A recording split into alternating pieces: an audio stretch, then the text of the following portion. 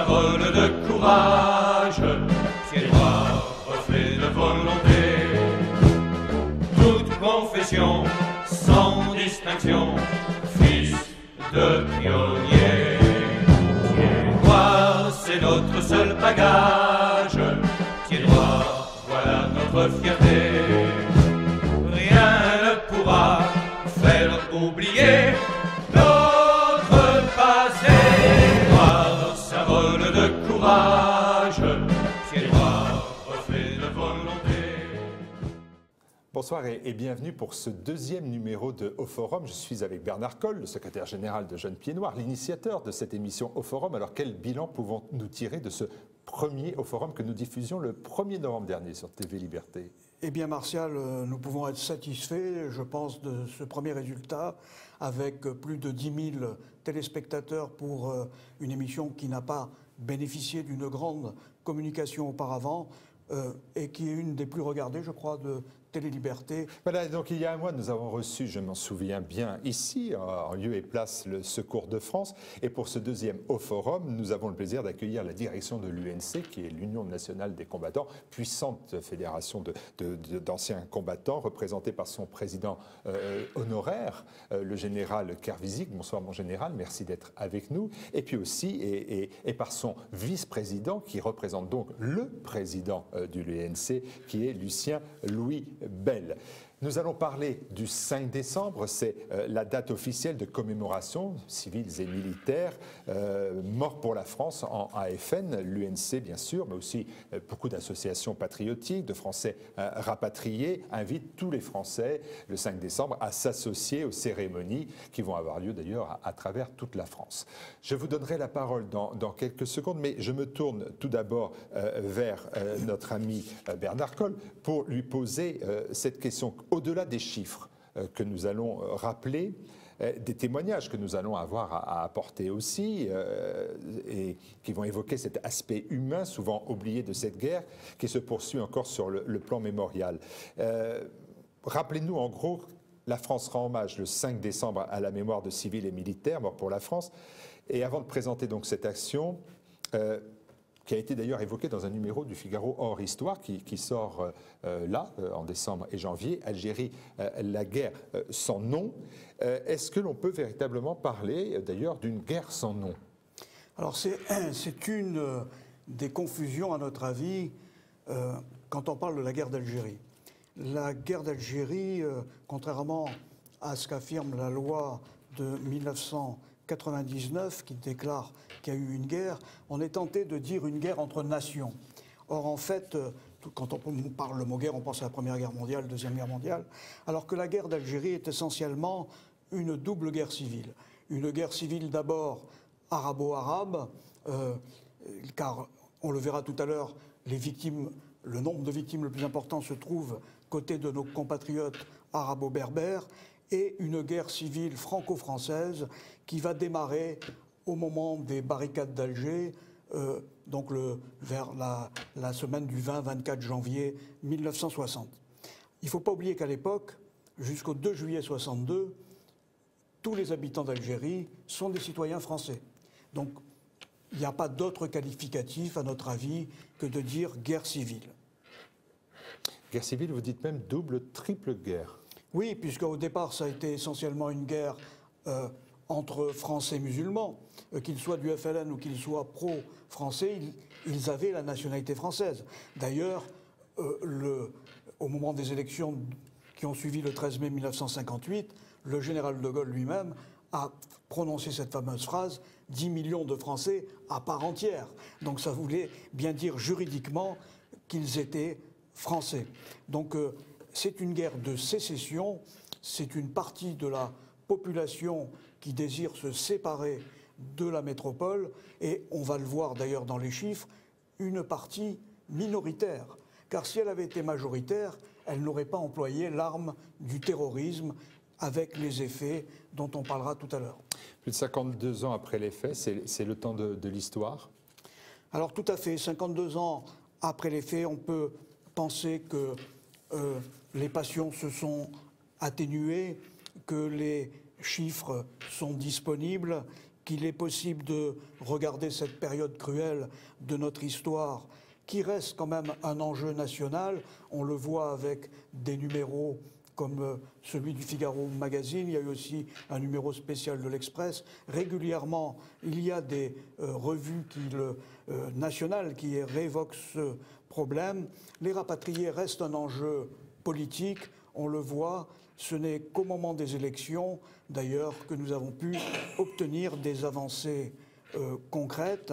Il faut voir qu'aujourd'hui, cette population représente 420 000 familles selon les chiffres de l'ANIFOM, c'est-à-dire à peu près 3 millions de personnes, 3 millions de votants, et qu'en face, l'émigration algérienne depuis 1962 a été colossale, puisqu'il n'y avait que 300 000 Algériens en métropole en 1962, et aujourd'hui, ils sont 3-4 millions aujourd'hui d'origine algérienne en France. Nous allons évoquer ces morts pour la France en AFN. On l'avait rappelé dans le précédent forum, en 1954, l'Algérie est constituée de 3 départements français. Le mot Algérie, il s'applique aussi bien à la période française, c'est-à-dire de 1830 à 1962, mais aussi à l'Algérie indépendante. Est-ce qu'il n'y a pas là la source d'une véritable confusion ?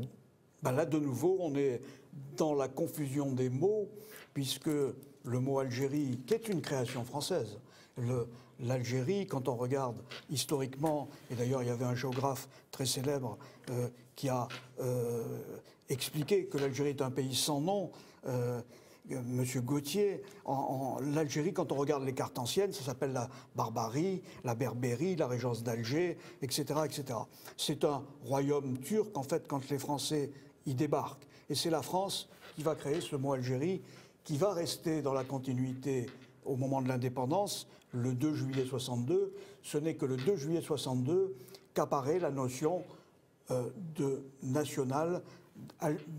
national algérien. Donc c'est une confusion, effectivement, qui provoque d'ailleurs des conséquences, qui a des conséquences historiques encore aujourd'hui, mémorielles, puisque le 14 juillet dernier, comme au moment du débarquement de Provence, l'État français a fait passer les Algériens comme étant les libérateurs de la France en 1914-18 et en 1939-44, alors en 1939-45, notamment lors du débarquement de Provence, alors que c'était nos parents qui sont venus libérer la France, 175 000 pieds noirs et 240 000 Français musulmans. Il n'y avait pas un seul Algérien qui a débarqué. Revenons en 1954. En 1954, quelle est la situation en droit international en Algérie, pour que ça soit clair? Eh bien, on vient de l'évoquer, la situation internationale. Donc c'est 3 départements. En 1954, ce sont 3 départements, Alger, Oran, Constantine. Il va y en avoir 15 ensuite de départements quand le général de Gaulle va déclarer que l'Algérie est française pour toujours après les événements du 13 mai 58. Il ne faut pas oublier que les 10 millions de Français à part entière d'Algérie ont voté la constitution de la Ve République à 96,7%. Donc on est effectivement toujours dans une situation où toute personne demeurant en Algérie pendant ce qu'on appelle la guerre d'Algérie est citoyen français. D'accord. A-t-on une idée précise, le livre de Roger Hollin, de Pierre Descaves, mais est-ce qu'on a une idée précise du nombre de victimes? Les Algériens ont avancé le chiffre, je crois, de 1,5 million d'Algériens tués. Alors effectivement, est-ce que ça, c'est la réalité? Alors les chiffres, c'est un combat médiatique, c'est un combat mémoriel. Dès la fin de la guerre d'Algérie, les Algériens du FLN ont avancé des chiffres qui, évidemment, sont sans commune mesure avec la population algérienne. Il faut rappeler qu'en 1954, il y avait 8 millions d'Arabo-Berbères en Algérie, de Français musulmans arabo-berbères, et 1 million de Français, 1 million 200 000 de Français d'origine européenne, Français, Italiens, Maltais, etc., qui étaient venus peupler et enrichir et développer l'Algérie. Donc en fait, le chiffre aujourd'hui, tous les chiffres concordent, tous les historiens sont d'accord, que l'on prenne les études de Guy Pervilliers, du général Fèvre, de M. Monneret, de Xavier Iacono, il n'y a que Benjamin Stora qui sort un peu de cette épure, mais Jean Lacouture le corrige, c'est sur le nombre de morts harkis. Benjamin Stora est resté toujours à 10 000 victimes au moment du massacre des harkis, alors que Jean Lacouture affirme 100 000 aujourd'hui. Alors, si je comprends bien Bernard Colle, vous êtes en train de nous dire que les chiffres laissent apparaître plus de Français musulmans morts pour la France que pour l'indépendance de l'Algérie. Eh bien, c'est là le grand problème mémoriel de cette guerre d'Algérie. Enfin, c'est que quand on regarde objectivement ces chiffres 52 ans après, et il faut d'ailleurs dire que ces chiffres n'ont pas bougé depuis la publication faite en 1979 c'est ça. par le président de l'UNC, enfin qui est devenu président de l'UNC après, notre ami Porteux de la Morandière. Ce chiffre a été repris par le général Jacquin. Enfin, tous ces chiffres concordent. Ils ont été repris par Guy Pervilliers et ils sont clairs. On peut estimer qu'il y a eu 155 000 arabo-berbères morts pour le FLN, dont 14 000 au travers des purges internes et une partie aussi assassinée au Maroc et en Tunisie. On en parlera tout à l'heure avec le général Kervizik qui a bien connu la frontière marocaine. Et alors qu'il y a eu entre 170 000 et 220 000 Français musulmans assassinés par le FLN, notamment avec le massacre des Harkis, que tous les historiens sérieux aujourd'hui situent entre 80 000 et 100 000 personnes. Du côté français de métropole ou français européen, les militaires ont eu grosso modo 23 000 morts pour la France et les civils, pieds noirs, de l'ordre de 3 000, 6 000, 9 000 morts, selon les estimations principalement des massacres qui ont eu lieu après le 19 mars 62. Messieurs de l'UNC, puisqu'on parle de ces chiffres, je voudrais, avant de vous interroger sur cela, vous demander votre point de vue, ce que vous avez vécu. On va commencer par vous, mon général. Vous étiez lieutenant durant la guerre d'Algérie, une période que vous avez vécue comme donc, acteur, mais aussi comme témoin. Vous avez fait Saint-Cyr, vous avez beaucoup travaillé dans la recherche, vous avez dirigé un régiment, vous étiez chef de corps du 6e, de l'école du 6e génie, et vous étiez, à cette époque-là, témoin et acteur. Oui, bien sûr, mais le lieutenant que j'étais, perdu dans une zone où il n'y avait pas grand-chose, on n'avait pas beaucoup l'occasion de comprendre ce qui se passait. Nous avions des relais, mais qui arrivaient très tardivement, la presse tardivement, et donc l'endroit où je me trouvais à l'époque, nous n'avions qu'une vision pas très claire. Parcellaire, finalement. Très parcellaire, et j'ai découvert la réalité de la guerre après. Monsieur Colliot, vous représentez le président de l'UNC, vous en êtes le vice-président actuel. Est-ce que vous aussi, vous avez été le témoin de ces événements en Algérie? Alors vous, en 1954, vous n'étiez pas en Algérie. Non, au départ, vous étiez au Maroc. J'étais au Maroc. Non, j'ai simplement été en Algérie à partir de septembre 1956 jusqu'à fin novembre 1957. Et j'avais un peloton, donc, sous mon commandement, de circulation routière, mais qui n'a jamais fait de circulation, encore moins routière, bien sûr. Et j'étais simplement délégué avec ce qu'on a appelé des commandos de chasse, mais qui n'existaient pas encore à l'époque, mais commandos d'intervention rapide qui étaient dénommés par le colonel de Maison Rouge, qui était notre colonel de l'époque. Et j'étais en opération spécialiste des débuscades, enfin, comment dit-on, de débusquer les caches souterraines du FLN, forcément, qui, évidemment, quand ils faisaient un mauvais coup, se recachaient dans ces grottes qu'ils avaient ou créées ou aménagées. Donc c'était un point important. J'ai eu effectivement 2 tués dans mon peloton sur 42 personnes. Une par une balle perdue, un sniper, ce qu'on dit, au campement, et une autre dans une opération de ratissage, dans ce qu'on appelle les herbes à éléphants, dans lesquelles on ne voyait rien du tout. Il a été tué comme ça. Vous étiez sous-lieutenant. J'étais sous-lieutenant. 3 citations, 2 blessures. Oui. Et les félicitations aujourd'hui de la nation à travers le fait que vous êtes depuis quelques jours officier du mérite national. Oui. C'est une reconnaissance de l'État. On va évoquer le rôle de l'UNC dans quelques instants, mais je voudrais revenir sur ces chiffres qui ont été évoqués par Bernard Colle. Est-ce que ce sont les chiffres qui sont retenus par l'Union nationale des combattants?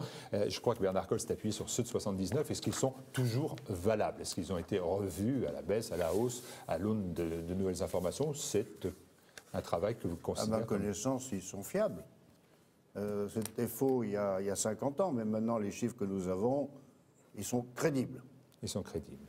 Oui, les archives ont été ouvertes et donc des travaux d'universitaires très précis, je citais Guy Pervilliers, le général Fèvre, M. Monneret, Jean Monneret, ont confirmé tous ces chiffres. Et il y a désormais donc en gros un consensus autour de ce bilan global, bilan terrible bien évidemment. Et comparé à d'autres guerres, Bernard, qu'est-ce que ça représente par rapport à la population? Pour bien le rappeler, est-ce que vous l'avez dit rapidement? Oui, il faut rappeler qu'à l'époque, l'Algérie française, c'est en gros à peu près un peu plus de 9 millions d'habitants, 8 millions de Français musulmans, un peu plus d'1 million d'Européens d'Algérie, car on ne nous appelait pas les pieds noirs à l'époque, on nous appelait les Européens d'Algérie, et que toute proportion gardée, effectivement, une guerre, c'est toujours trop de morts. Mais quand on compare ça, par exemple, à la bataille de France de 1940, de mai-juin 40, ça a été 100 000 morts en un peu plus d'un mois. Et dans une guerre absolument, une vraie guerre, une guerre entre nations. Donc là, en fait, ce sont des guerres c'est sur 7 ans et 7 mois, la guerre d'Algérie. Et d'ailleurs, il y a plus de morts civiles après le 19 mars 62 qu'avant le 19 mars 62. Est-ce que les chiffres que vous donnez, Bernard Colle, correspondent à ceux que le général de Gaulle avait été amené lors d'une conférence de presse, je crois, à donner lui-même? Est-ce que Tout à fait. On est toujours dans cette correspondance? Tout à fait. Dans les années 1959, 60, 61, le général de Gaulle est intervenu plusieurs fois dans ses conférences de presse pour donner des chiffres qui sont conformes à ceux de l'armée. D'ailleurs, il avait probablement les mêmes sources que les militaires qui, à l'époque, publiaient ces chiffres. Et le général de Gaulle, en finale, estimait qu'il y avait eu à peu près entre 300 000 et 400 000 morts durant toute la guerre d'Algérie. Et plus de victimes civiles que militaires. Et plus de victimes civiles que militaires, évidemment. Mon général, vous êtes le président honoraire de l'UNC. Dans la seconde partie de cette émission, nous aurons l'occasion de présenter votre association et vos activités. Je l'ai dit, vous avez été un combattant d'Algérie. Vous étiez lieutenant de 1960 à 62 dans le sud oranais. Et quel est votre point de vue sur ce bilan, hélas associé à toute guerre civile ou non? Quelle est votre vision de cette guerre? Qu'est-ce que vous en avez, vous l'avez vécu, et qu'est-ce que vous en avez retiré? Avec la vision d'un jeune lieutenant qui est sur un territoire où il n'y avait pas d'armes, donc pas beaucoup de félagas, parce qu'il fallait bien qu'ils se cachent. J'étais à 400 km au sud d'Oran, et donc la vision que nous avions n'était pas celle qu'avaient ceux qui étaient en Kabylie, par exemple.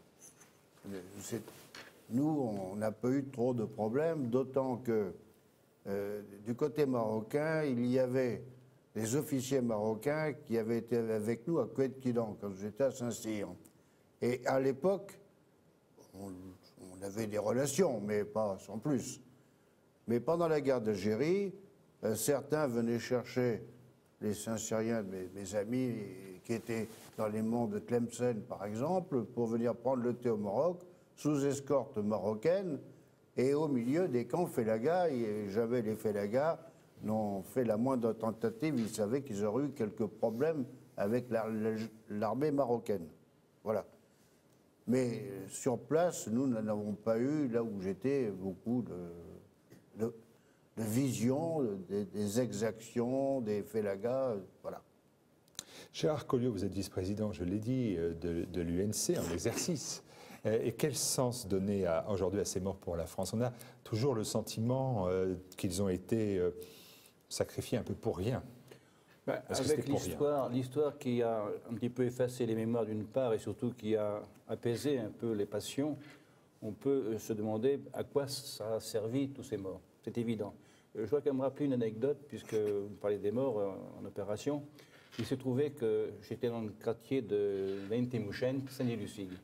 Et entre autres, quand j'étais à Saint-Denis-du-Sig, il fallait qu'on escorte, les routes étaient barrées, étaient interdites si vous voulez. En pleine montagne, il fallait qu'on escorte les convois civils.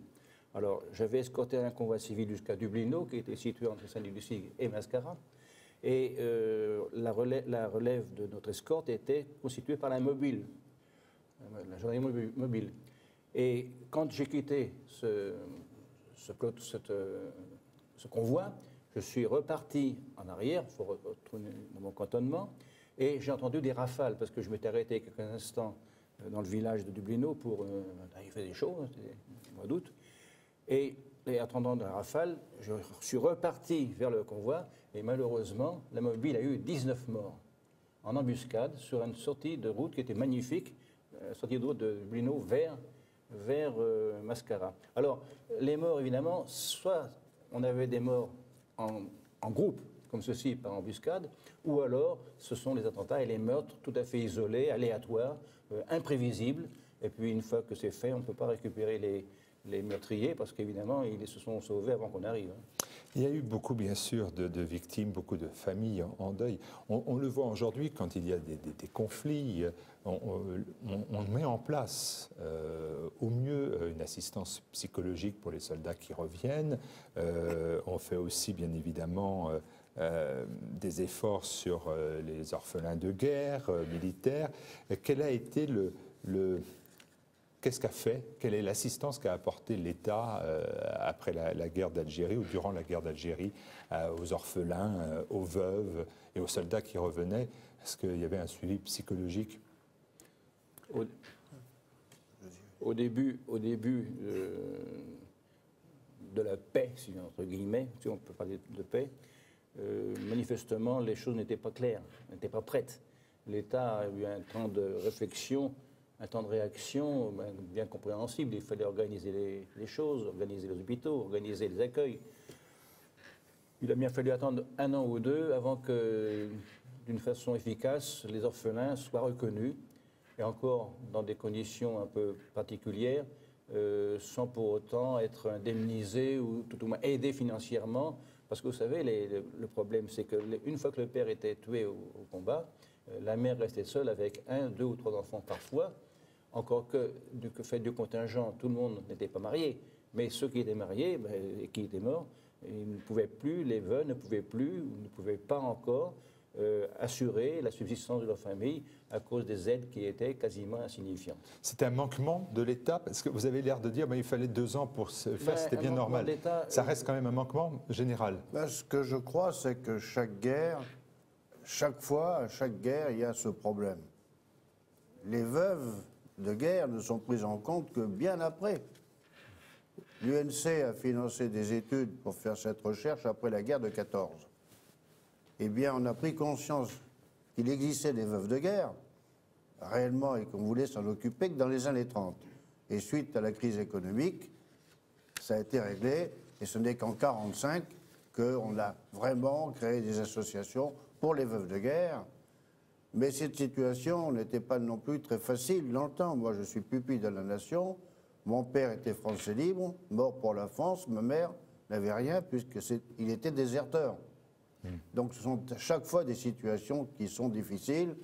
On a pu dire qu'en début des années 60, on sortait à peine 15 ans avant de la guerre. On aurait pu en tirer des conséquences rapides quand même. Ce n'est que maintenant qu'on commence à prendre conscience qu'il faut un accompagnement aussi bien pour les veuves que pour les victimes, les blessés. Alors les blessés militaires, alors parlons-en, là vous avez eu des camarades qui ont été victimes de cette guerre. Alors les blessés militaires, quelle était l'assistance qu'on leur a apportée? Est-ce qu'elle vous a paru, elle aussi, à la hauteur, comme on pourrait dire?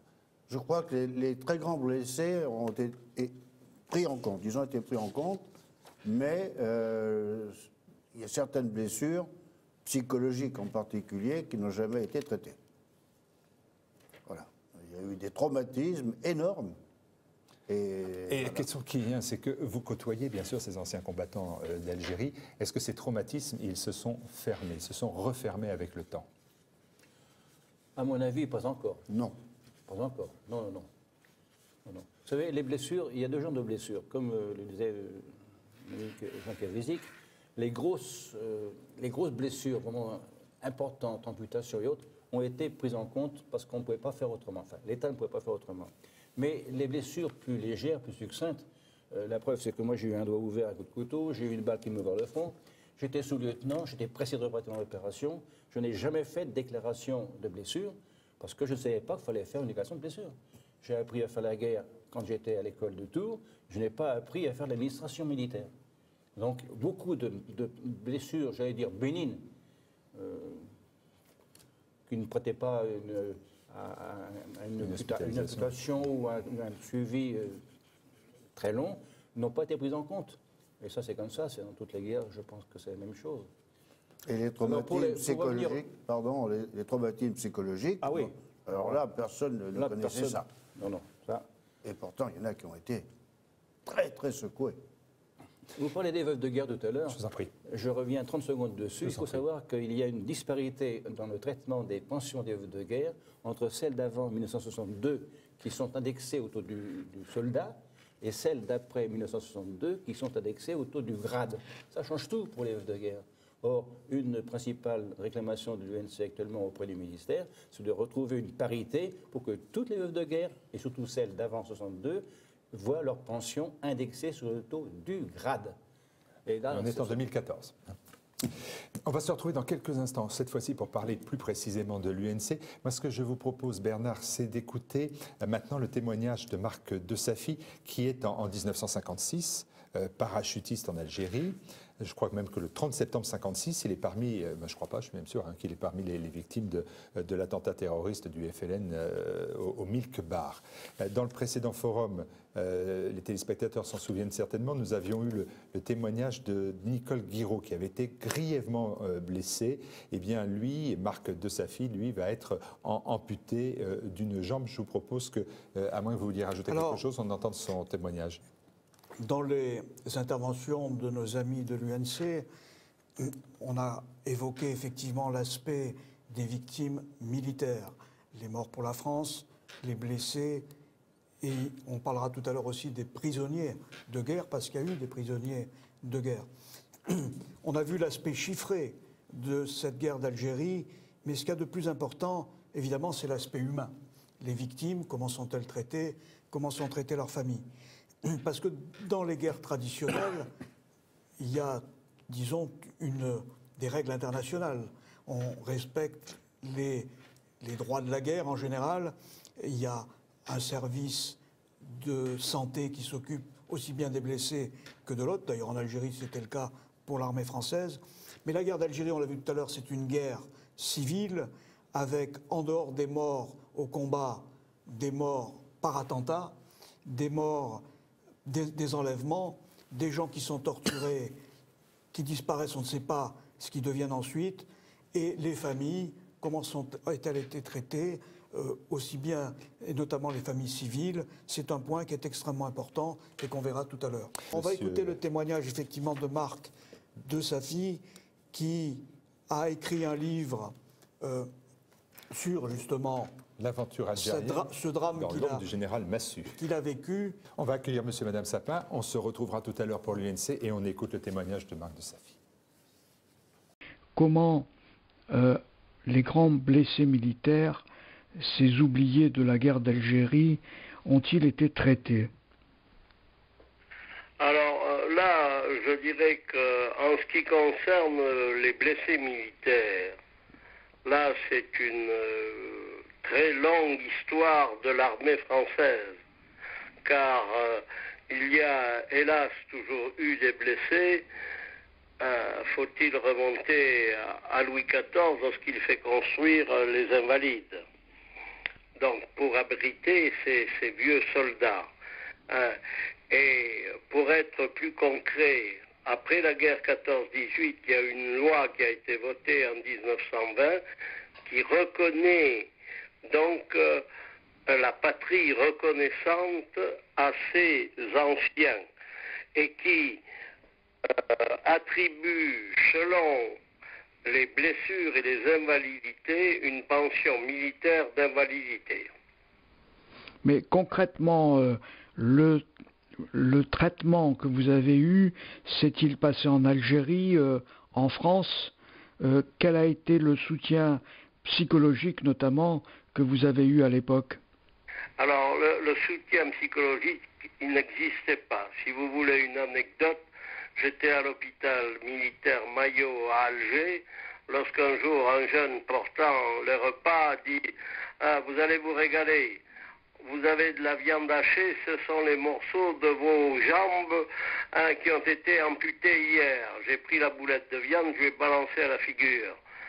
Il est parti en maugréant et l'infirmière chef est revenue, a dit qui a fait ça. Alors je me suis bien sûr indiqué et j'ai dit il a oublié simplement de vous dire ce qu'il avait précisé avant. Alors c'est elle qui a fait demi-tour, le garçon on l'a plus revu.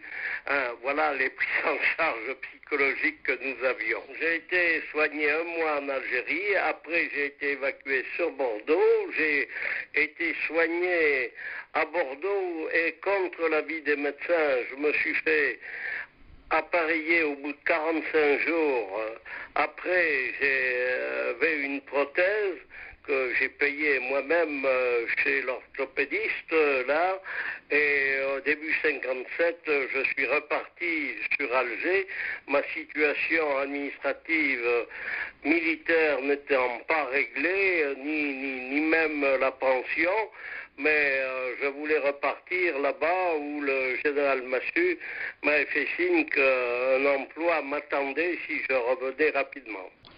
En 1960, vous créez à Alger l'Union nationale des parachutistes et la revue Para, qui deviendra Debout les Paras.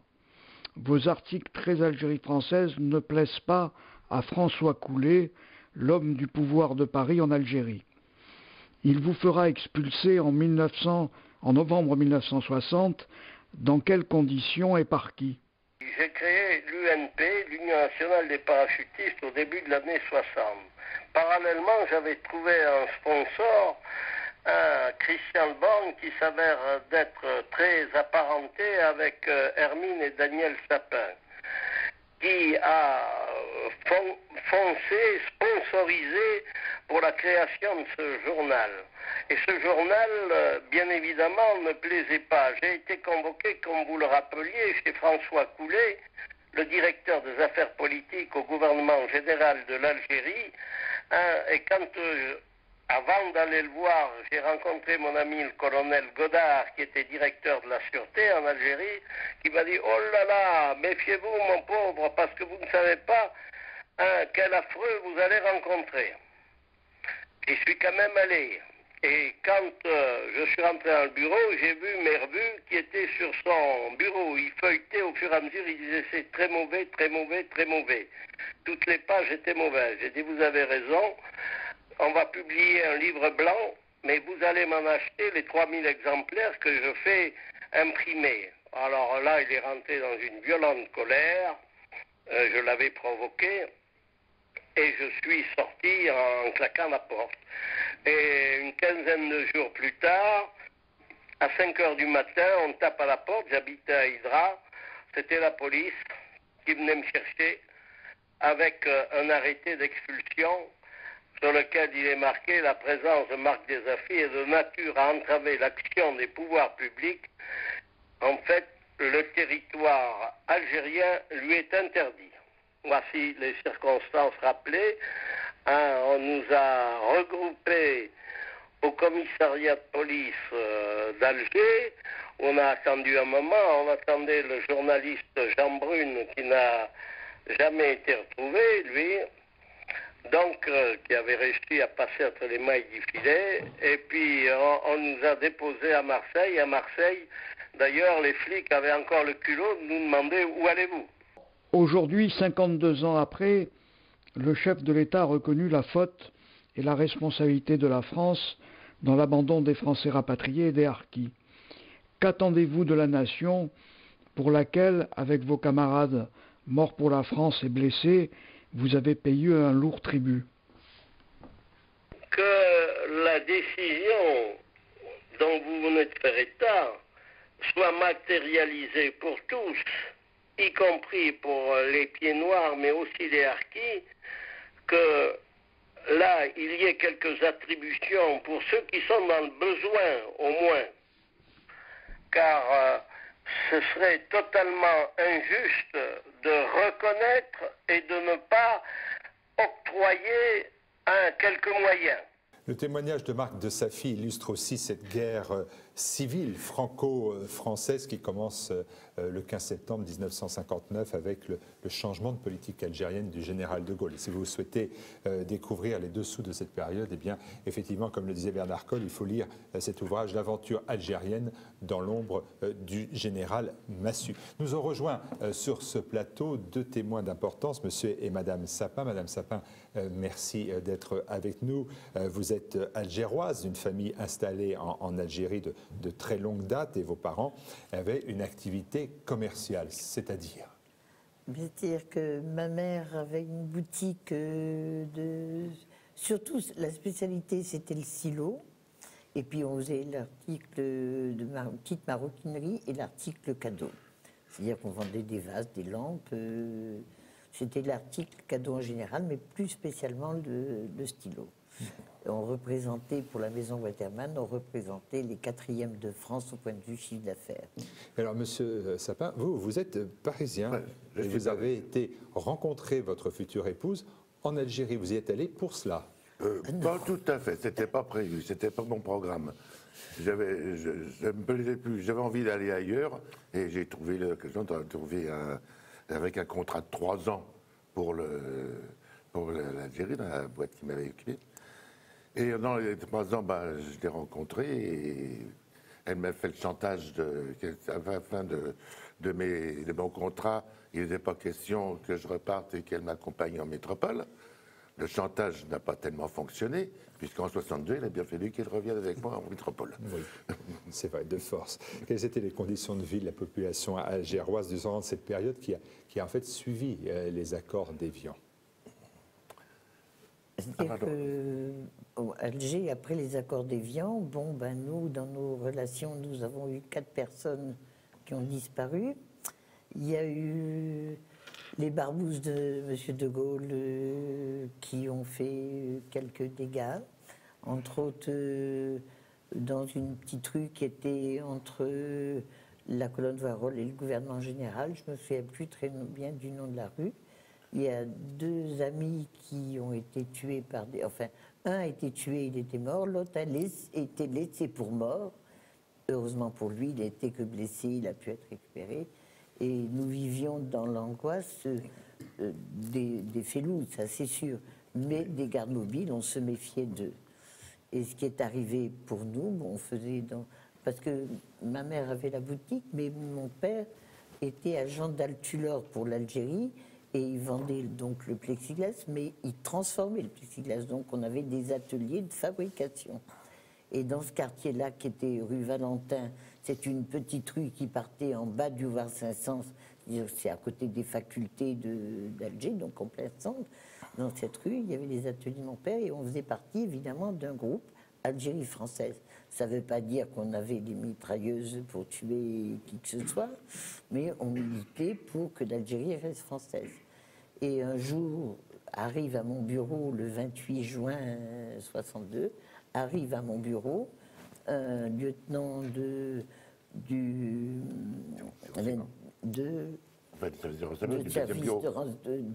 deuxième bureau, qui me dit, madame, dans la liste du groupe que les gardes mobiles ont donné au FLN comme suspect dans le quartier. Vous avez 24 heures pour partir parce que nous ne pouvons pas assurer votre sécurité. Donc vous êtes prévenu que vous allez être arrêté? Oui. Oui, parce que si vous donnez notre liste au FLN, il n'était plus possible pour nous de rester, puisqu'on savait que là, on aurait été tués sans jugement. C'était à quelle date? Le 28 juin 62. 2 jours avant l'indépendance. 2 jours avant l'indépendance. Alors qu'est-ce que vous faites concrètement? Concrètement, on avait des amis à Air France. On connaissait bien le directeur d'Air France au Mauritania. On est allé le voir, on lui a dit il nous faut des places. Mon mari était déjà parti à Paris, c'était uniquement ma famille. il nous faut des places. Il nous a eu des places pour Lyon. Et quand on est arrivé à Lyon, bon, après, on a pris le train, on est remonté sur place. Mais alors, vous avez laissé tout sur place, Tout la est boutique, resté, les cadeaux tout est- sont toujours là-bas? Tout est resté là-bas. Qu'est-ce que vous avez pu prendre? Un peu de- Alors, ce qui est arrivé, c'est que dans cette rue Valentin, il y avait pas mal de familles musulmanes qui vivaient, avec qui on s'entendait très bien, il n'y avait pas de problème. Ce qui fait qu'un mois après, mon mari et moi, nous sommes retournés pour quand même régler certaines affaires, et on a pu récupérer certaines affaires, entre autres les stylos dans une valise, on a mis après du linge dessus pour Paris, qu'on a récupéré, mais la plupart des choses sont restées. Mon père, c'était des grosses machines, c'était des tours, des ponceuses, ça ne pouvait pas voyager, donc tout est resté, on n'a pas eu le choix. Donc la difficulté, c'est bien évidemment d'arriver en Mais c'est que métropole. mes parents sont allés à l'hôtel. Bon, moi, ma belle-mère vivant à Paris, nous avons vécu chez ma belle-mère pendant quelques temps. Et puis mes parents ont vécu à l'hôtel. On a eu deux fabricants avec qui on travaillait parce que mes parents ont commencé leur boutique de cadeaux en 1923. Vous voyez, donc à Alger, on était connus depuis un certain nombre d'années. Mais de tous les fabricants que nous avons connus, de représentants que nous avons reçus à la maison aussi facilement, on n'a eu que 2 personnes qui nous ont ouvert leurs portes pour dîner avec eux un soir. Ce n'était pas l'histoire de la soupe, c'est l'histoire de partager un moment. Sinon, les gens se sont défilés et nous ont... on était considérés comme des nouveaux clients, entre autres. Il y a une maison comme les Cristalleries de Sèvres, nous ont dit, quand je suis allée pour faire les achats, puisque mes parents après se sont installés à Caen, et donc en décembre, ma mère ouvrait sa boutique, je suis allée faire les achats, et aux Cristalleries de Sèvres, on me dit, ah ben on vous considère comme un nouveau client, il faut vous payer pro forma. Je dis, mais attendez, mes parents sont là depuis 1923, vous les avez eus comme clients à Alger. Vous nous faisiez, enfin j'ai pas dit ça comme ça, mais des courbettes parce qu'on était quand même de gros clients. Et là, tout d'un coup, ils avaient peur qu'on n'ait pas les moyens de les payer. Ils nous demandent une facture pro forma. On a été très choqués. Et en 62, est-ce que vous avez une aide de l'État? De l'État, on est maintenant assisté, donc on se dit... Au départ, on avait une aide, mais qui était tellement ridicule. Il y avait de quoi aller au restaurant une fois et basta. Hein. Donc là, ça a été parce que mes parents avaient une certaine somme d'argent en banque et que nous, on a pu aller chez ma belle-mère être hébergés. Sinon, on avait une somme ridicule. Et après, on a pu, en faisant... Et là, mes parents étant à Caen, on a fait un dossier pour que mes parents puissent toucher un petit quelque chose. Et on est tombé sur un fonctionnaire qui nous a dit « Mais qu'est-ce que vous faites ici? On ne vous a pas demandé de venir. » À qui vous en voulez encore aujourd'hui? Au Barbouze, au militaire, au Barbouze, évidemment. Au Barbouze, quand vous pensez que c'était une police parallèle et si vous étiez attaqué par les Barbouzes, la police officielle ne pouvait rien faire. Quand Madame Salas, c'était la femme d'un professeur en gynécologie très connu dans Alger, a été torturé par monsieur de Brosse, enfin le général le colonel de Brosse. Le professeur Guanard, qui était aussi un grand professeur en médecine à Alger, a été obligé de faire un certificat médical comme quoi Madame Salas, qui était en excellente santé, de façon à ce qu'elle puisse sortir de prison. Sinon, elle ne sortait pas. Est-ce qu'il y a une histoire de ces Barbouzes? Alors, Ah ben là, les 2 copains dont je vous parlais tout à l'heure, c'est les Barbouzes de Gaulle. Qu'est-ce qu'on peut lire là-dessus? oui, alors on parle souvent de la torture de l'armée française en Algérie, mais on oublie qu'à partir du 19 mars 1962, l'armée, pas l'armée française, mais en fait la police française, les gardes mobiles, les gendarmes rouges, ainsi que les forces, disons, secrètes et parallèles, les hommes de main engagés par l'État français pour les basses besognes, que ne voulait pas faire d'ailleurs l'armée et la gendarmerie, ceux qu'on a appelés les Barbouzes, leur histoire est tout à fait connue. Les ouvrages qu'ils ont publiés eux-mêmes, racontant en détail toutes ces exactions. Cet ouvrage-là, c'est Lucien Victorin qui dit « Nous étions tous des Voilà. Mais ça a commencé déjà avant les accords d'Évian. Oui, ça a commencé avant les accords d'Évian, bien sûr, mais ça s'est amplifié d'une façon légale, enfin presque légale au moment et après les accords d'Évian. Mais même au départ, on n'aimait pas les CRS, on ne les aimait pas quand ils sont arrivés. Mais au bout de quelques temps, de très peu de temps, ils comprenaient ce qui se passait, ils étaient de notre côté. Moyennant quoi, c'est comme ça qu'on a eu les gardes mobiles. Ça me fait penser quelque chose, Bernard Colle. Il y a eu aussi les prisonniers français. Il y en a eu quand même, je crois, un millier. Tout à fait. Tout à fait. Il y a eu 1 millier de soldats français qui ont été enlevés par le FLN lors dont on n'a jamais des accrochages. Oui. Et en fait, le FLN n'en a rendu qu'une dizaine. Nous n'avons pas la possibilité, malheureusement, nous n'avons pas pu l'inviter à cette émission, mais il y a effectivement un témoignage d'un de ces soldats qui a écrit un livre et qui a aussi enregistré, qui fait des conférences, notamment auprès du cercle algérianiste dans toutes les villes de France. C'est M. René Rouby, et nous invitons les téléspectateurs de Télé Liberté à acquérir ce livre qui est paru aux éditions La Vozelle d'ailleurs, et ce CD, de façon à connaître cette histoire méconnue de ces sacrifiés, car en fait, ce millier de soldats, jamais la France n'en a demandé des comptes au FLN ou à la LN. C'est un des rares militaires français à avoir décrit ce qu'il avait vécu dans le maquis, avec ses compagnons dans le maquis algérien. La question plus large, parce que j'ai posé à monsieur et madame Sapin cette question de savoir comment les familles de victimes civiles ont été assistées par l'État, comment, à la suite des drames, ceux qui sont rentrés en métropole ont été recueillis et aidés.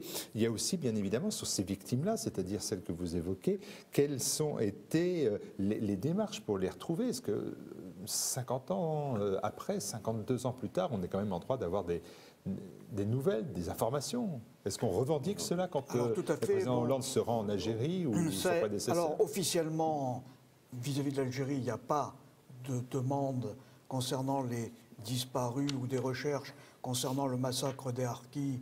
On sait qu'il y a eu des charniers énormes de Harkis, on sait les localiser, mais l'État français n'a jamais voulu rien faire.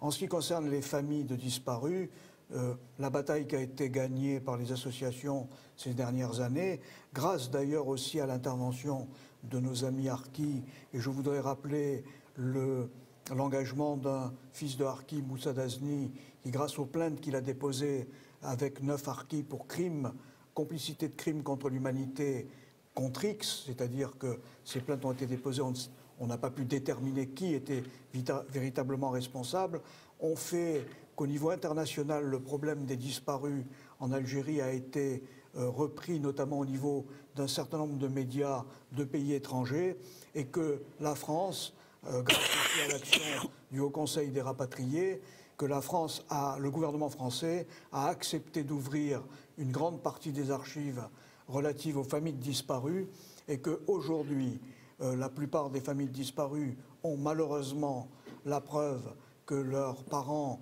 a été bien souvent assassinés dans des conditions horribles la plupart du temps, et que l'État français le savait depuis 1963, depuis les enquêtes menées par la Croix-Rouge en Algérie, et que l'État français ne donnait pas ces informations aux familles. Or, vous savez que pour qu'une famille fasse son deuil, il faut avoir la certitude du décès du parent concerné.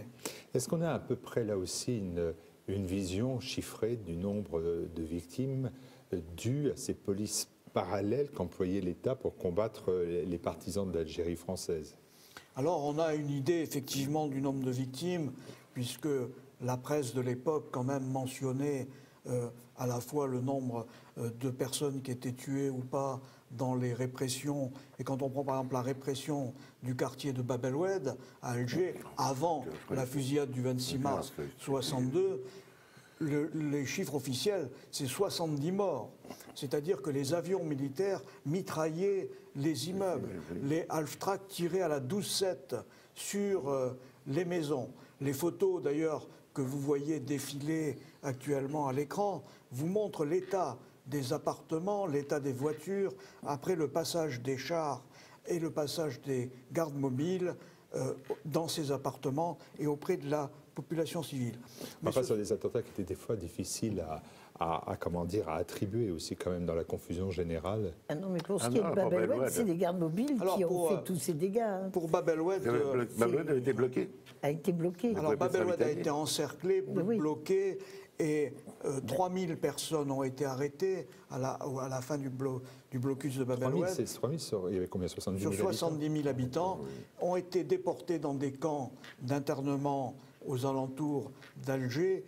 Certains ont été torturés, questionnés de façon, comme vous le rappelez tout à l'heure pour Madame Salas, il y a eu tout un cas, toute une série d'ailleurs de dossiers médicaux qui ont été publiés à l'époque par la presse de l'époque. Oui, c'est comme ça. Ce sont à peu près plusieurs milliers de victimes que l'on peut estimer à cette période-là de la guerre civile franco-française entre les partisans de l'Algérie française et le pouvoir. Et comme le dit notre ami le chanteur pied-noir Jean-Pax Meffrey, que beaucoup de pieds-noirs et de soldats français apprécient les chansons, le cessez-le-feu du 19 mars 62 n'a pas malheureusement fait cesser le sang. Ah, vous avez rencontré... 26 mars... Pardon, allez-y madame, je vous en prie.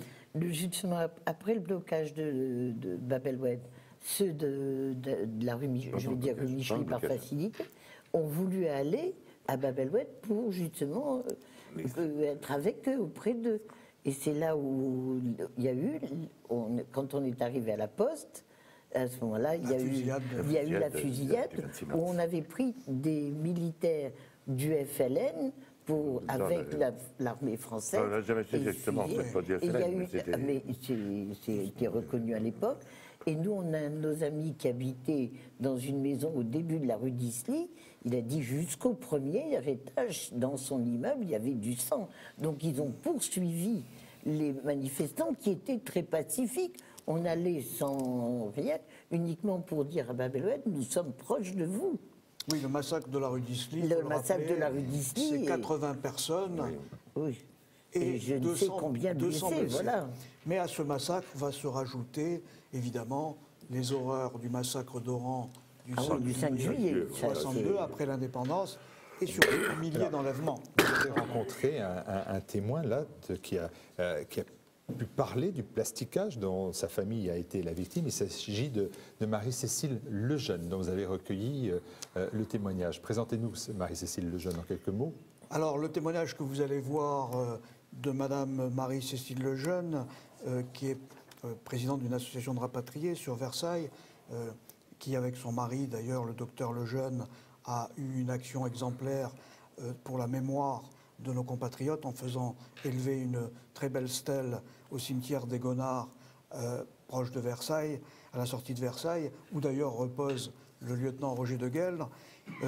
C'est une grande famille algéroise et d'abord tunisienne, puisque son père, M. Dost, était en Tunisie, exploitant agricole en Tunisie en 1938, quand il a été une des premières victimes du néo-destour de M. Bourguiba, puisqu'il a été grièvement blessé de 7 balles tirées à bout portant.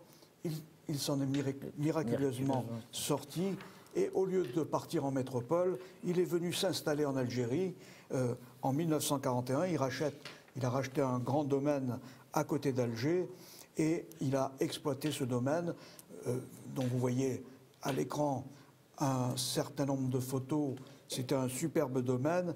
Mademoiselle Dost, à l'époque, en 1953, va épouser le docteur Lejeune, qui est lui-même un médecin de colonisation, qui a créé en Kabylie l'hôpital de la ville de Michelet. Donc c'est un hôpital essentiellement où on retrouve uniquement, quasiment que des Kabyles. Et en 1955, au début de la guerre d'Algérie, Madame Lejeune, évidemment, est obligée de quitter la Kabylie. Son mari va y rester quelque temps.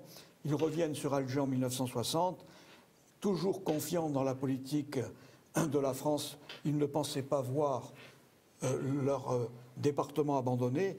Ils construisent une villa à côté d'Alger, à la Redoute, et le 15 juillet 1961, une charge de plastique de 4 à 5 kilos explose dans le toit de cette villa.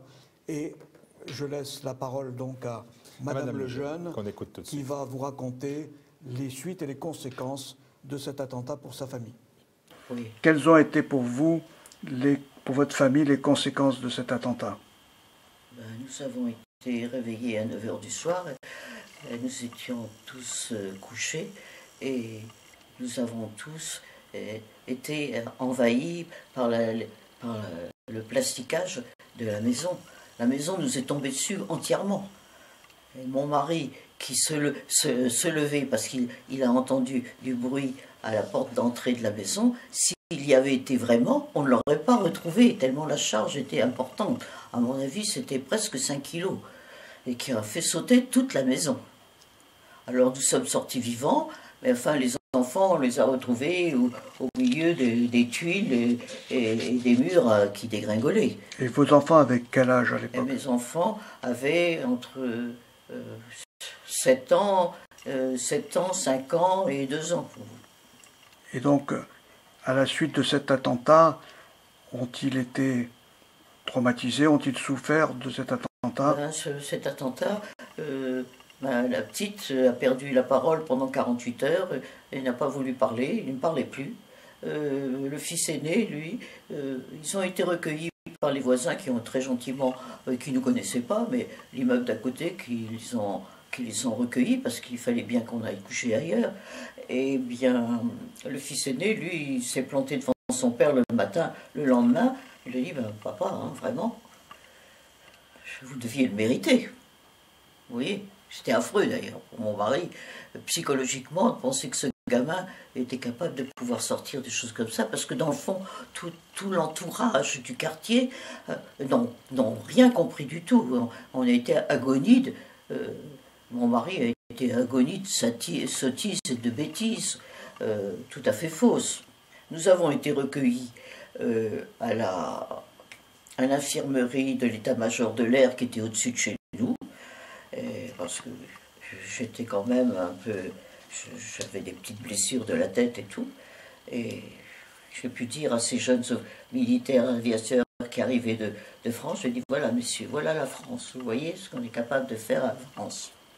Et ensuite, vous avez donc quitté l'Algérie très rapidement? Nous avons quitté l'Algérie le deuxième jour. Nous avons pris l'avion.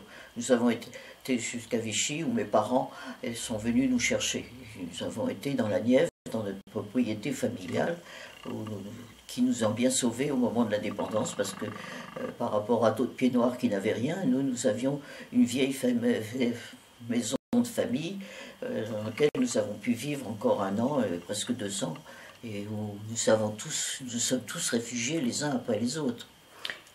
Et avez-vous été aidé par l'État à la suite de ce plasticage?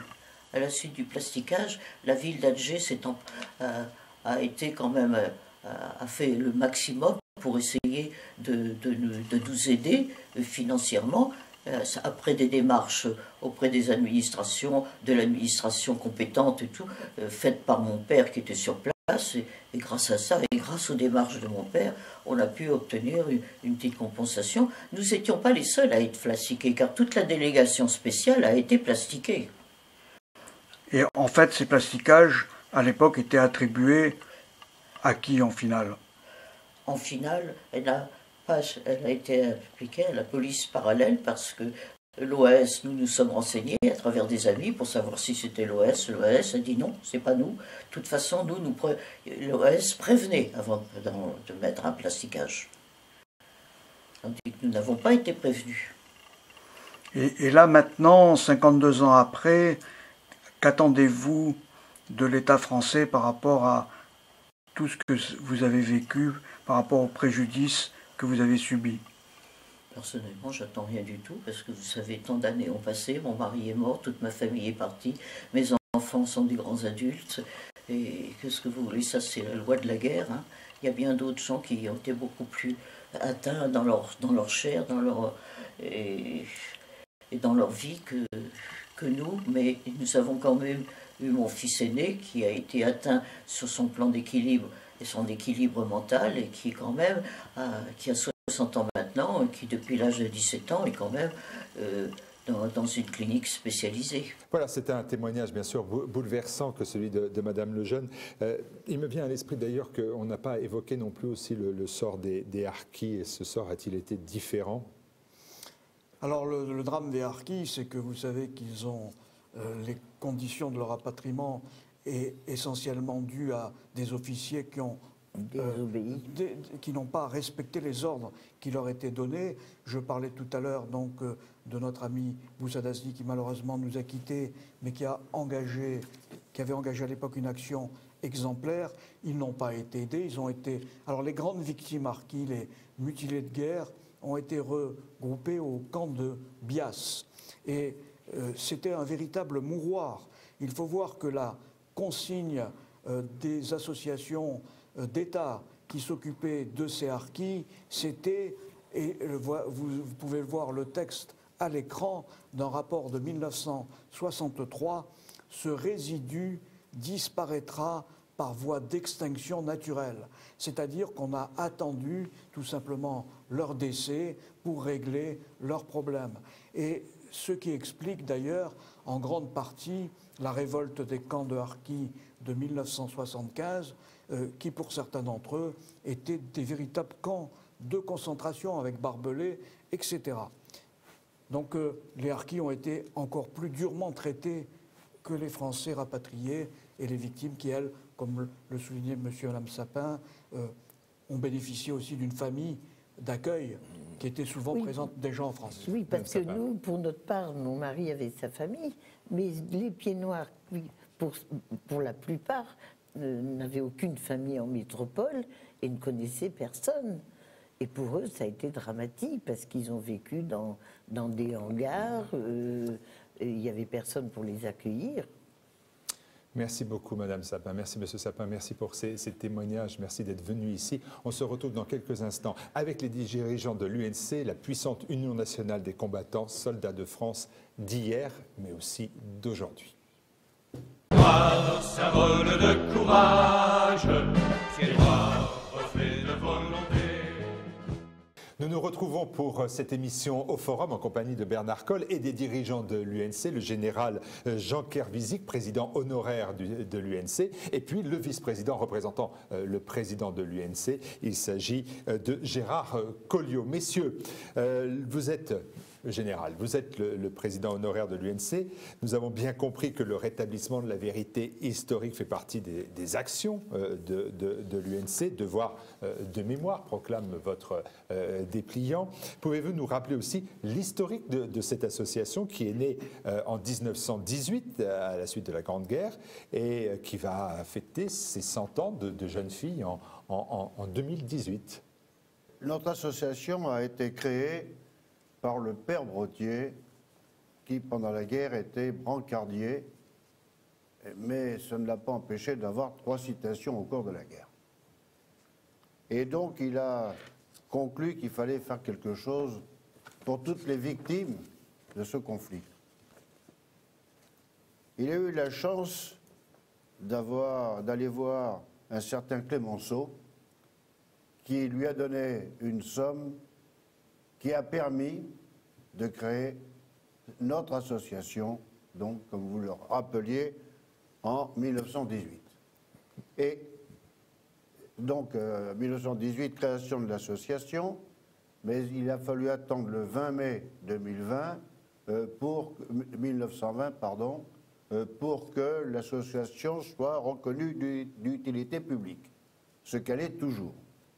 On peut dire en 2 secondes quand même que le père Brottier est fondateur d'une fondation importante, qui est toujours... Le père Brottier a aussi créé les apprentis orphelins d'Auteuil, qui sont une association très efficace dans le domaine qui est le leur. Voilà, et il y a un petit musée du père Brottier, rue La Fontaine, dans le 16e arrondissement, aux orphelins d'Auteuil. Ils n'ont pas bougé, ils sont toujours là-bas. Ils sont toujours là-bas. Alors notre association avait initialement une structure d'association toute simple, c'est-à-dire que les départements n'avaient pas beaucoup d'autonomie et il a fallu attendre les années 1994 pour que on évolue un peu et qu'on donne une structure fédérale. C'est-à-dire que les départements maintenant ont tous une certaine autonomie dans le cadre des statuts. Mais pour avoir le nom Union nationale des combattants, il faut que ce soit demandé au siège et que le conseil d'administration l'accepte. Mais il y a des exigences, bien sûr. Il faut avoir les mêmes modes de fonctionnement que nous les avons. Les buts de notre association sont divers, mais très schématiquement, il y a d'abord le maintien des liens d'amitié et de solidarité entre tous les anciens combattants, la défense des intérêts moraux et sociaux et matériels de ses membres, et perpétuer le souvenir des combattants morts pour la France. C'est tout notre devoir de mémoire, le 5 décembre en particulier, pour la guerre d'Algérie, comme le 8 mai pour la guerre qui s'est terminée en 1945, et le 11 novembre pour les 14-18. Voilà. Gérard Colliot, une question. L'UNC, ça ferait pâlir d'envie les grands partis politiques, 200 000 adhérents. Plus. Il n'a qu'à faire comme nous, être une bonne association. C'est ça la solution? Absolument. C'est une puissante 200 000 adhérents, association. Même un petit peu plus en réalité, sachant que nous sommes une association multigénérationnelle, c'est-à-dire qu'on accueille les anciens combattants de toutes les guerres et conflits. Anciens combattants et combattants? Et combattants, bien sûr que oui. Là, actuellement, on a des OPEX qui nous rejoignent en quantité. Pas assez, parce que, bon, d'abord, c'est difficile de les avoir. Ils sont jeunes, ils sont épars. Leur terrain d'action est diversifié dans 20 ou 25 pays ou 30 pays différents. Ce n'est pas facile d'avoir une unité de lieu ni de combat. Mais pour autant, effectivement, on est très modestement, je dirais qu'on est la plus importante association de France. Le pèlerinage D'anciens combattants. D'anciens combattants, au même tout court d'ailleurs. Vos pèlerinages, par exemple, à Lourdes, qui sont toujours très impressionnants, c'est quelle signification? Ah bien, je crois que là, il y a une communion d'esprit, à défaut d'avoir l'aspect religieux ou la connotation religieuse qui s'attache à Lourdes, bien sûr. Mais je crois que là, il n'y a pas que l'UNC qui va à Lourdes quand on fait notre pèlerinage. Il y a d'autres associations qui nous rejoignent. Et je crois que c'est un moment fort d'union sacrée entre tous les combattants à laquelle nous sommes très attachés. Vos actions en général, messieurs? Bien, pour ce qui est de Lourdes, nous ne sommes que les organisateurs, mais tous les anciens combattants peuvent y venir. Mais en effectif, ils dépassent le pèlerinage militaire officiel. C'est un beau pèlerinage pour autant. Et malgré tout, qui est un grand et beau pèlerinage, oui. Alors, nos répartitions d'effectifs, pour l'instant, sont schématiquement les suivantes. 2/3 concernent les anciens combattants d'Algérie. Il y en a ensuite 10% que nous appelons les soldats de France, c'est-à-dire qui n'ont pas été vraiment combattants, mais qu'ils ont fait leur service militaire. Et ce droit de faire partie de l'association a été reconnu par le Conseil d'État dès lors que... Voilà, donc ils sont partie prenante. Ensuite, il y a environ 7% des 39-45 Indochine, enfin les anciens conflits d'avant la FN. Les OPEX sont peu nombreux, 2% environ, mais c'est en cours de progression et c'est quand même 2% de plus de 200 000. Et je crois que nous sommes la première association par les effectifs OPEX. Le 2% masque une réalité. Ils viennent chez nous. Quand vous parlez des OPEX et combattants, c'est quand même aussi essentiel pour vous d'assurer cette pérennité à la fois de l'association, mais aussi de la transmission de la mémoire, du devoir de mémoire. Les OPEX et les soldats de France sont nos successeurs. Est-ce qu'ils s'intéressent en fait aux anciens conflits ou est-ce que ça leur passe, vulgairement, pardonnez-moi, au-dessus de la tête? Ah non, ils sont très intéressés. Ah oui, donc il y a cette transmission se fait, ce lien se fait. Ah oui, non, mais au départ, ils découvrent. Et puis après, ils rentrent dans le système et ils sont tout à fait partie prenante. Voilà. Et nous avons aussi, maintenant, nous avons les Veuves de Guerre, qui était une association indépendante, mais qui a fusionné avec l'UNC parce que les effectifs aussi diminuaient et qu'elles n'avaient plus leur capacité. Elles sont environ 1,5%, donc ça fait quand même un nombre conséquent. Et là aussi, nous souhaitons les garder avec nous et les aider. Ainsi que les veuves d'anciens combattants, qui sont 10%. Car quand un ancien combattant, membre de l'association, meurt, en général, son épouse reste avec nous et on continue à s'occuper d'elle. Voilà pourquoi il y a 10% de veuves. Je découvre à travers vous aussi une association très combattante dans tous les sens du terme, c'est-à-dire avec beaucoup d'activités. Et je vois, alors bien sûr, il y a la notion de devoir de mémoire, il y a aussi cette importante notion de civisme, on a évoqué, mais aussi le droit à réparation, c'est-à-dire l'aide concrète. Ça aussi, c'est une dimension qui me paraît importante. Tout à fait, tout à fait. Il est bien évident que si on n'est pas attentif à cette affaire-là, les droits à réparation vont s'amenuiser au fil du temps, au motif que les guerres sont loin et que les nouvelles générations n'ont pas les mêmes contraintes que les anciennes, etc., etc. Tous les motifs sont bons pour essayer de laminer la reconnaissance des droits. C'est justement un des points forts de notre association, de défendre ces droits et d'essayer de les améliorer. Congrès en 2016 ? Centenaire en 2018 le congrès aura lieu à Bordeaux. À Bordeaux, Voilà. déjà. On prend déjà note Voilà. en 2016. Les le congrès congrès à se Bordeaux. répartissent à travers la France, pour ne pas rester toujours à Paris. Un congrès, c'est en moyenne combien de personnes? Oh, j'ai vu des congrès avec 15 000 personnes. Ah oui, oui, oui. Le congrès en Vendée, parce que tout le monde avait parlé de ce congrès en La Vendée. Vendée, mais dans le Nord aussi. Dans le Nord C'est les deux gros départements, et il y avait beaucoup de monde. 15 000 mais nos personnes. congrès sont toujours... De quoi faire pâlir Haute. beaucoup d'hommes politiques. Oui, c'est ce mais que je pas disais, notre hein. sujet. Ouais, mais ça, Non. ce n'est pas notre problème, ça. Non, Voilà. non, mais vous savez que le devoir de mémoire, le droit à la réparation et le civisme était l'apanage des partis politiques, c'est longtemps que ça se Même ferait. des congrès départementaux dépassent les 1500 personnes. Et pourtant, on n'entend pas parler de vous dans les médias. Ou très peu. Nous sommes discrets. C'est que Et puis peut-être que les médias ne s'intéressent pas forcément au monde combattant, pas Voilà. plus qu'à C'est un d'autres peu dommage, associations. non? Ah ben c'est dommage, mais bon, nous n'y pouvons rien. Ça ne nous empêche pas d'agir et d'avoir des contacts. D'agir, j'ai vu aussi, vous avez une action internationale, notamment en Afrique. Oui, exactement. Je suis, parmi les autres fonctions, je suis président de la Commission nationale humanitaire en Afrique, action qui est menée en faveur d'anciens combattants africains dans l'armée française. Et actuellement, nous gérons 12 dispensaires dans 9 pays d'Afrique subsaharienne. Je dis bien anciens combattants de l'armée française, africains. Et évidemment, qu'est-ce qu'on fait? Jusqu'à maintenant, on leur a envoyé beaucoup de médicaments qu'on récupérait et qu'on triait, qu'on reconditionnait avec des dates de péremption en fonction des pays proches de la mer ou de l'intérieur, c'est pas la même chose. Mais malheureusement, depuis 3 ans maintenant, on a eu l'interdiction de récupérer les médicaments, ce qui veut dire au passage que l'on met environ 4 milliards, la valeur de 4 milliards de médicaments bons et utilisables à la poubelle, à l'incinération, alors que pour nous, c'était une source gratuite d'approvisionnement. Et maintenant, effectivement, pour nos 12 dispensaires, on a des parrains qui sont des départements. À titre d'exemple, les Yvelines, que je préside également, d'ailleurs, au point de vue association, couvrent 2 dispensaires à Dakar et à Tambacounda, au Sénégal. On a le Calvados qui couvre Thiès, au Sénégal, les Hauts-de-Seine, Saint-Louis, au Sénégal, la Gironde, Abidjan, la Vendée, le Togo, Lomé au Togo. Enfin, il y a toutes ces antennes, si vous voulez, internationales de l'UNC sont parrainées en général par des départements qui sont les parrains et qui fournissent la finance nécessaire pour acheter les médicaments.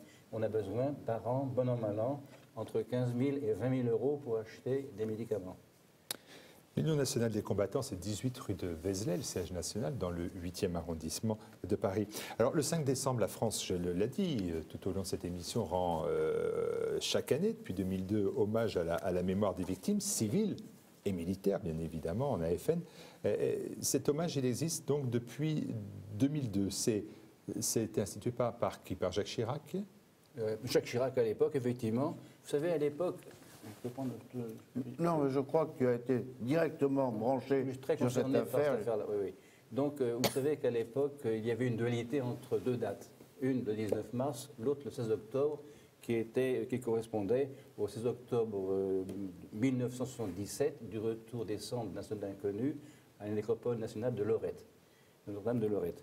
Or, cette dualité était parfaitement regrettable parce qu'il y avait une scission un peu idéologique, si vous voulez, dans le monde combattant, que nous essayons, nous, de combattre. Et on essaie plutôt de réunir les gens plutôt que de les diviser. Or, il s'est trouvé qu'à un certain moment, le gouvernement a désigné le professeur Favier pour essayer de trouver une date d'un consensus général qui aurait pu contenter tout le monde. Or, il faut savoir que cette affaire-là a été un peu compliquée à mener. Il fallait trouver d'abord un monument, la forme d'un monument, donc trouver un architecte, trouver ce qu'il fallait marquer sur le monument, trouver l'endroit où installer ce monument. C'était tout à fait difficile. Or, M. Tibéri, qui était maire de l'époque de Paris, a mis à disposition 2 minibus et on a visité, je crois, 17 sites, ou 16 ou 17 sites dans Paris. Et on a retenu, d'un commun accord, le quai Branly. Et ce monument a été inauguré donc, en 2002 par M. Jacques Chirac, président de la République. Et à cette inauguration, cette commémoration, toutes les associations étaient présentes. Je dis bien, toutes associations étaient présentes, aussi bien l'UNC que les PGCATM, que la FNACA, la RAC et autres. Tout le monde communiait dans cette commémoration, dans cette inauguration du monument. C'était la première fois depuis 1962 que tout le monde combattant communiait dans une direction commune. C'était fantastique. On va continuer à parler de l'UNC puisque Didier Béoutis, qui était venu au premier forum le 1er novembre. Alors Didier Béoutis, vous êtes le responsable UNC d'un secteur de la capitale. On avait entendu que c'était une organisation fédérale avec maintenant par département et vous êtes le responsable du 13e arrondissement de la capitale, c'est-à-dire au sud de Paris. Et vous avez créé une association spécifique pour le 5 décembre. Oui, alors c'est une association que j'ai créée il y a 2 ans, en 2012, que j'ai appelée l'association Fraternité 5 décembre. Pourquoi Fraternité 5 décembre? Parce que je pense, comme les responsables de l'UNC, que le 5 décembre est la date qui nous divise le moins pour le moment en ce qui concerne la commémoration des morts pour la France et que cette date peut dans l'avenir devenir véritablement une date qui soude tout le monde. Alors, pourquoi ne pas avoir accepté le 19 mars? Il y a de toute façon une raison rédhibitoire, c'est qu'il s'agit d'une journée pour les morts pour la France durant la guerre d'Algérie et des combats du Maroc et de la Tunisie. Le 19 mars 1962 concerne un événement, une guerre, la guerre d'Algérie, mais à cette époque, bien entendu, et la Tunisie et le Maroc étaient déjà indépendants. Alors j'ai écouté avec attention ce qu'a dit M. Colliot. Moi, je suis ancien collaborateur de M. Amlaoui Mekachera, qui a publié chez l'Harmattan ses souvenirs. Donnez-moi le livre comme ça, je vais le montrer plus facilement. Un seul cœur, un seul drapeau. Et Amlaoui Mekachera était à l'époque, entre 2002 et 2007, ministre chargé des anciens combattants, et c'est lui qui a mis en œuvre la politique de M. Chirac et de M. Raffarin, c'est-à-dire de trouver une date. Comme il a été dit, le 5 décembre 2002 est une date qui a fédéré autour de l'inauguration du monument aux morts du quai Branly, un monument moderne pour l'époque, puisqu'il a, de manière électronique, il cite les noms des Français morts pour la France lors de ces conflits. C'est un monument tout à fait moderne et tout à fait intéressant. Il y a eu un consensus. Dites-moi, Bernard Colle, vous avez tellement demandé la démission de Kader Arif qu'il a fini par vous écouter et c'est de lui-même qu'il a démissionné? Alors, je ne sais pas si c'est l'action que nous avons tous engagée. C'est sa propre parce action, je crois. La demande de démission de M. Kader Arif est très vite arrivée quand on a vu l'inefficacité de son action, la façon dont il se comportait vis-à-vis des associations, une forme de mépris qui était assez étonnante. Et je crois qu'on attend maintenant les actes du nouveau secrétaire d'État aux anciens combattants et à la mémoire et accessoirement aux rapatriés, M. Jean-Marc Todeschini. Mais nous attendons surtout les actes du chef de l'État et du Premier ministre. Car, comme le rappelait notre ami Didier Béoutis, on n'a jamais vu, depuis la création de la journée du 5 décembre en 2002, on n'a jamais vu M. François Hollande venir se recueillir au mémorial du Quai Branly, comme on ne l'a jamais vu d'ailleurs lors d'une cérémonie en hommage au harkis le 25 septembre. M. Valls, on l'a vu le 25 septembre dernier, on ne l'a jamais vu au Quai Branly. Alors nous lançons un appel, effectivement, soit au chef de l'État et au Premier ministre pour qu'ils viennent rencontrer quand même les anciens combattants, tous ces morts pour la France. C'est quand même eux qui ont fait la France. Parce que Georges Clemenceau, on rappelait tout à l'heure qu'il était le fondateur de l'UNC, mais Georges Clemenceau a dit en 1919, ils ont des droits sur nous. Et s'il y a des familles en France qui ont des droits sur les autres familles, c'est bien les familles des morts pour la France. Donc voilà, nous attendons un acte fort du chef de l'État et du Premier ministre le 5 décembre. Nous espérons que cet acte aura lieu. Monsieur le vice-président, qu'est-ce que vous attendez de la nomination de Jean-Marc Todeschi? Qu'est-ce que vous attendez de lui? Est-ce que vous le connaissiez déjà? Écoutez, je voudrais quand même faire une remarque préliminaire. Tout à l'heure, notre ami a parlé de Kader Arif dans sa démission. Il faut savoir que, que les ministres anciens combattants appartiennent à un gouvernement et sont aux ordres. Oui, tout à fait. Ça, il faut le savoir. Ils ne peuvent pas faire ce qu'ils veulent. Sinon, ce serait trop facile, bien sûr. Qu'est-ce qu'on attend maintenant d'un nouveau ministre ou d'un ministre en général, ancien combattant? Eh bien, d'abord, la poursuite de la reconnaissance des droits. Parce qu'on appelle toujours des droits acquis pour certains d'entre eux, mais il y a aussi des droits nouveaux à faire valoir. Donc, ceux-là, ils arrivent au fil du temps, en fonction des événements qui se déroulent, en particulier pour les OPEX. Qu'est-ce qu'on attend encore? Surtout, le maintien d'un budget conséquent ancien combattant, qui ne soit pas une variable, comment dirais-je, opérationnelle des autres budgets, au même titre que celui de l'armée d'ailleurs. Qu'est-ce qu'on attend encore? Surtout le maintien de l'ONAC-VG, qui est importante, et essentiellement des antennes départementales qui sont la véritable maison de proximité du combattant. Parce qu'il ne s'agit pas d'avoir un combattant dans la Creuse qui doit aller à Paris pour faire valoir un droit. Il vaut mieux qu'il aille plutôt à Guéret ou dans le droit le plus près possible de son domicile. Dans la relation État-rapatrié, vous aviez parlé du guichet unique. Alors, Madame Antoine a-t-il répondu à vos appels? Alors, Madame Antoine, justement, est la directrice générale de l'ONAC-VG que vient d'évoquer notre ami Gérard Colliot. Et la crainte que nous avons est la même que pour les anciens combattants. L'ONAC-VG, à laquelle on a confié, le Premier ministre a confié le 25 septembre dernier, a confirmé que l'ONAC-VG avait l'ensemble du dossier rapatrié et constituait le point unique d'entrée des Français d'Algérie, du Maroc, de Tunisie, de tous les rapatriés d'Indochine, d'Afrique noire, etc., que l'ONAC-VG, quand on appelle un directeur départemental, il nous dit d'accord, il y a une circulaire du Premier ministre, mais il n'y a rien derrière. On n'a pas de personnel, on n'a pas de moyens financiers, on n'est même pas informé, on n'a même pas de circulaire. C'est nous-mêmes qui apportons des informations aux directeurs départementaux. Non, il y a une reprise en main du dossier qui doit se faire au plus haut niveau. C'est au chef de l'État et au Premier ministre de se décider à reconnaître une fois pour toutes publiquement la responsabilité de la France dans l'abandon des harkis et des Français rapatriés et à faire voter la loi que nous avons présentée d'ailleurs. Oui, cette loi Vérité et Justice pour les Français rapatriés, elle est déposée par le député Collard. Elle a été déposée le 10 juillet dernier. Nous sommes le 5 décembre. Qu'en est-il, Monsieur Coll, au rapport? Aujourd'hui, cette loi donc a été déposée à l'Assemblée nationale et vous savez, le processus de vote des lois, c'est une proposition de loi déposée par un député, à la suite d'ailleurs d'une démarche totalement démocratique, puisque nous avons fait des annonces dans la presse, nous avons fait des réunions avec notre partenaire principal, qui est l'USDIFRA, qui s'occupe de la partie région sud du domaine rapatrié, qui organise de nombreuses réunions, qui vient d'aller voir le service central des rapatriés d'Agen, qui a constaté que ça ne fonctionnait pas non plus à Agen.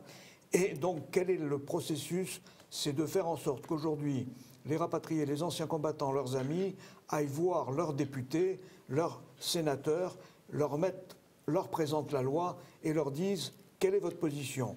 Est-ce que vous la votez?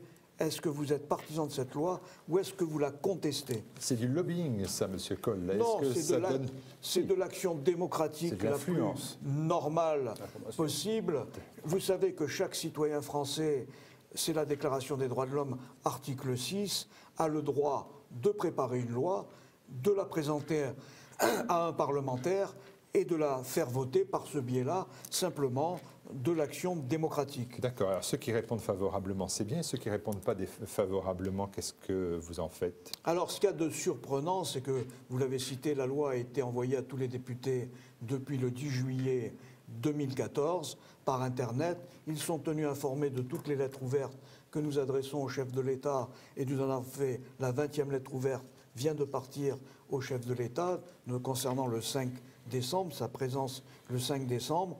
Et vous savez que les députés, le 12 novembre 2013, ont voté une loi une loi demandant à l'administration, quand elle ne répond pas, on considère que c'est la loi du silence gardé, c'est-à-dire que pendant 2 mois, si l'administration ne répond pas à un citoyen, on peut considérer que ça vaut acceptation de la décision.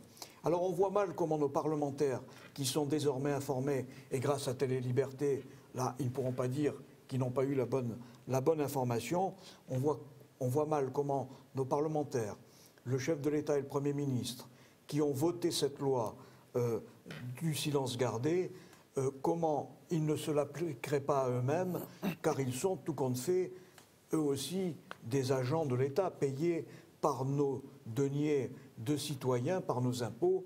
Et donc, nous allons demander au chef de l'État et aux parlementaires d'appliquer pour eux cette loi et à nos compatriotes d'aller les voir. Vous continuez cette campagne? Alors, nous continuons cette campagne. Nous ne la continuons plus dans la presse, mais bien, sur Télé-Liberté, car vous savez que nous avons engagé depuis 2008 140 000 € pour faire 22 annonces dans Le Monde, Le Figaro, pour parler justement de cette loi, et que nous basculons un peu maintenant nos moyens d'information sur la télévision, sur les émissions comme celle-ci au Forum, de façon à pouvoir informer réellement nos compatriotes. Alors il faut très peu de moyens pour arriver à faire ces émissions. Nous lançons un appel à dons, puisque c'est grâce aux dons que nous avons pu... L'adresse va s'afficher tout de suite en bas. Arriver à faire ces campagnes. Le don a été jusqu'à présent modeste, 100 € par an par association qui a participé à cette campagne et 12,50 € seulement par donateur privé. Il y en a eu 2000 pour arriver à mener à bien cette campagne. 12,50 €, c'est le prix d'une pizza. Ben voilà, 12,50 € c'est le prix d'une pizza.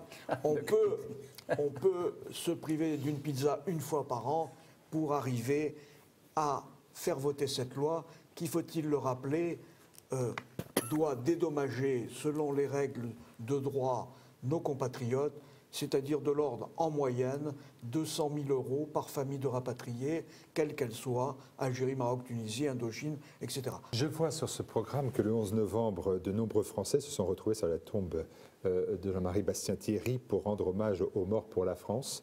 Alors tout à fait, les Français d'outre-mer, comme les Français de métropole, n'oublient pas tous ceux qui sont morts pour la France. Et le 11 novembre, il y a eu une très belle cérémonie. Vous voyez quelques images de cette cérémonie sur la tombe du colonel Bastien-Thierry à Bourg-la-Reine. Nos amis harkis, où en sont-ils? Vous aviez là aussi évoqué ce sujet en novembre, il faut suivre. Ben, tout à fait, nos amis harkis seront présents dans les prochaines émissions au Forum avec nous, mais ils sont très actifs, ils sont en train de s'organiser pour contribuer au vote de la loi que tout le monde attend. Actuellement, malheureusement, il y a encore beaucoup de cas sociaux qu'il faut régler. Les rapatriés se souviennent de l'action qui avait été engagée par nos amis Zora et Hamid il y a 2 ans, en 2012, où ils avaient fait une marche. Ils étaient montés du sud de la France jusqu'à Paris. Zora est particulièrement fatigué actuellement. Ils sont très bien suivis par le Comité national contre le 19 mars, présidé par Hervé Cuesta, et par notre ami le colonel Hamilton. Et donc là aussi, s'il y a des personnes qui veulent se solidariser avec ces harkis en difficulté, les dons sont les bienvenus. Alain Vincenot était votre invité dans un déjeuner-débat qui était le 14 novembre à Paris, un très beau succès d'ailleurs. Oui, alors la suite de ce déjeuner-débat, on a présenté son livre lors de la précédente émission. La suite, c'est un nouveau déjeuner-débat qui est organisé cette fois-là par nos amis rapatriés de la ville de Marseille et qui aura lieu le 6 février 2015 à Marseille. Les détails de ce déjeuner-débat sont disponibles sur le site de Jeunes Pieds Noirs. Alors on a vu que la presse s'intéressait aux Français d'Algérie. Il y a le numéro spécial du Figaro Histoire de Michel de Gégère. Y a-t-il d'autres publications qui parlent de vous actuellement? Alors il y a effectivement des publications comme le Figaro qui traitent du sujet de la guerre d'Algérie, mais nous recommandons évidemment toutes les publications de nos amis, notamment La Voix du combattant, l'Écho de l'Oranie, aux Échos d'Alger, on ne peut pas toutes les citer.